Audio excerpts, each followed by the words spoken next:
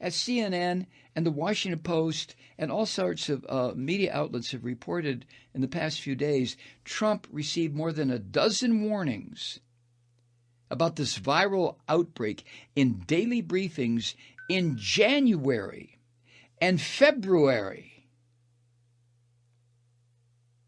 But Trump being Trump, he continued to downplay all of it, the threat, the possible severity.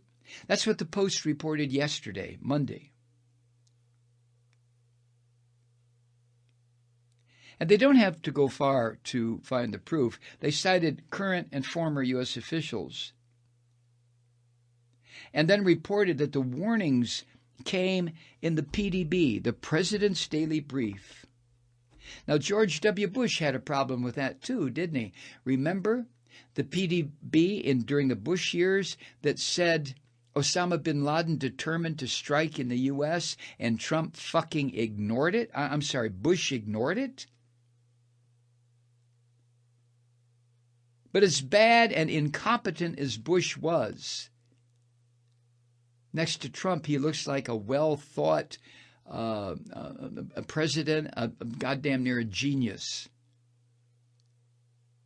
But the PDB is a summary of all the intelligence agencies in the United States putting together a report which is then presented to the president every day. In this instance, it was tracking the proliferation of this virus.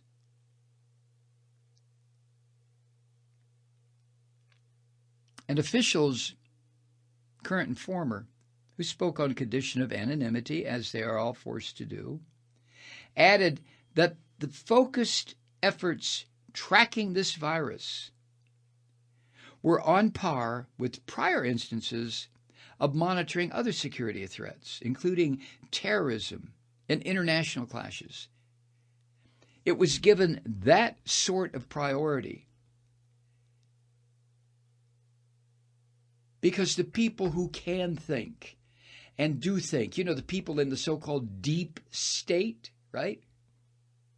They could see what was happening, what was going to happen, the severity of it, the horror that was about to unfold, and they were trying to warn the President of the United States, we have to do something now. And what did Trump do? That filthy fucker wouldn't even read the daily briefs. He wouldn't even read them.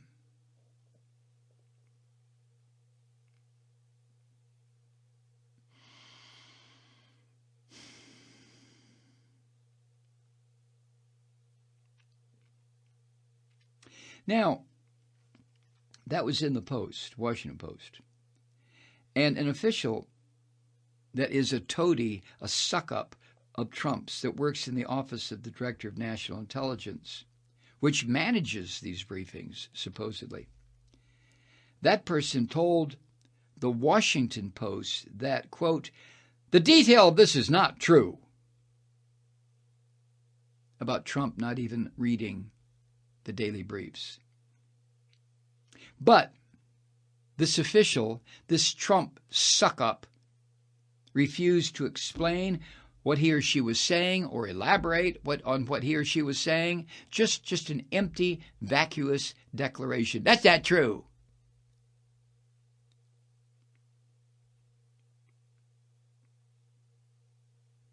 And then the director of the acting, they're all acting, aren't they? The acting director of National Intelligence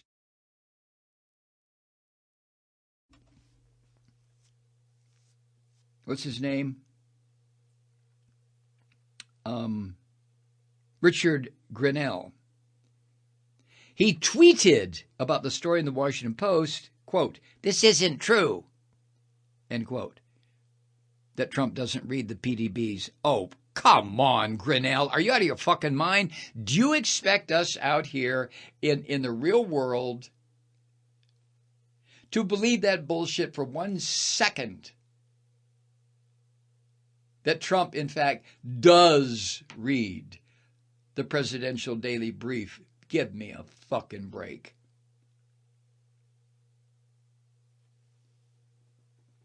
And White House Deputy Press Secretary Hogan Gidley, in a statement to CNN, said that Trump had taken decisive action early on in the pandemic. Yes, he did. Hogan Gidley said, President Trump shut down flights from China and Europe and was called xenophobic. He talked about defeating coronavirus in the State of the Union, and Speaker Pelosi tore it to shreds, and he asked Congress for billions of dollars to protect hardworking Americans and small business, but the Democrats delayed the bill.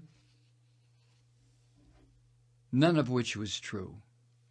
But when you work for a lying fucker like Donald Trump, and when you've been told face to face by Donald Trump, you little cocksucker, you say anything bad about me, your ass will be back out on the street. Do you understand? Yes, sir. All right.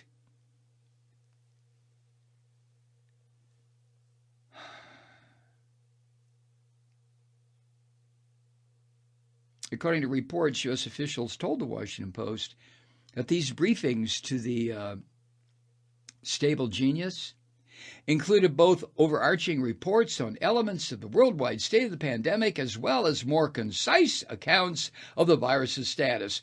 Oh, yes, right. Are you fucking crazy? We're supposed to believe this? Now,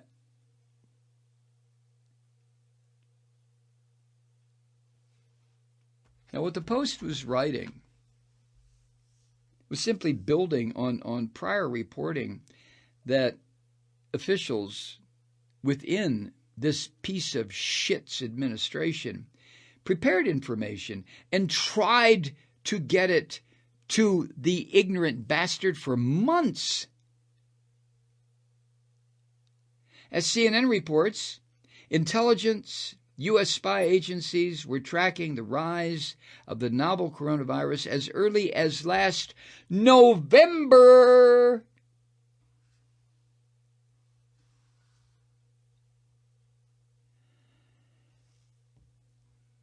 Trump's daily briefing first included information that the U.S. intelligence community had gathered about the contagion in China and the potential that the virus had to spread not just to the United States but all over the planet. Come on, this is a virus against which there is no defense and no prevention.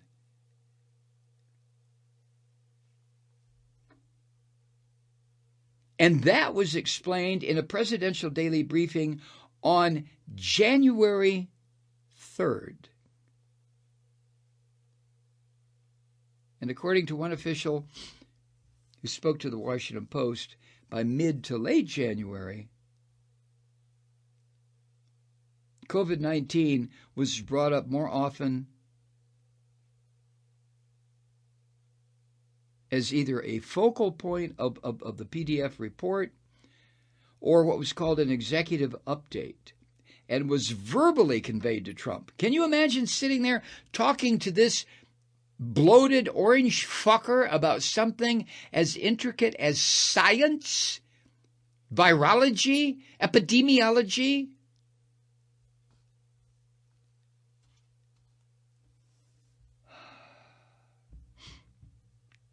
Other Trump officials told the Washington Post that the deputy national security advisor, an asshole named Matthew Pottinger, urged for cutting off air travel from Europe in February, though Trump did not make the move until March.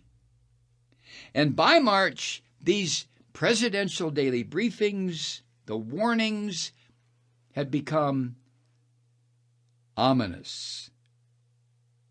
And intelligence agencies in the U.S. began to spend more energy and manpower trying to track the virus's spread and trying to break through this bloated orange fucker's wall of ignorance to let him know what was going on and what he had to do.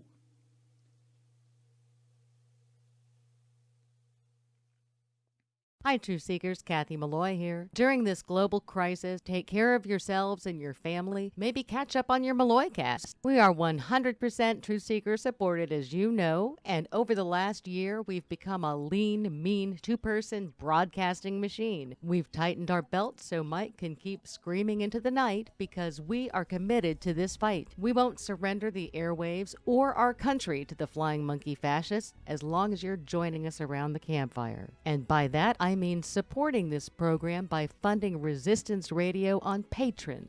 Any amount helps keep it lit and keep the lights on in the Malloy home studio. Patron supporters will have exclusive access to a special patron-only weekly broadcast, which will likely include me and possibly Molly. We also have some nice thank you gifts like an exclusive patron Truth Seeker t-shirt. Visit MikeMalloy.com and click on the big patron link on the main page. You can't miss it, and we can't do it without you.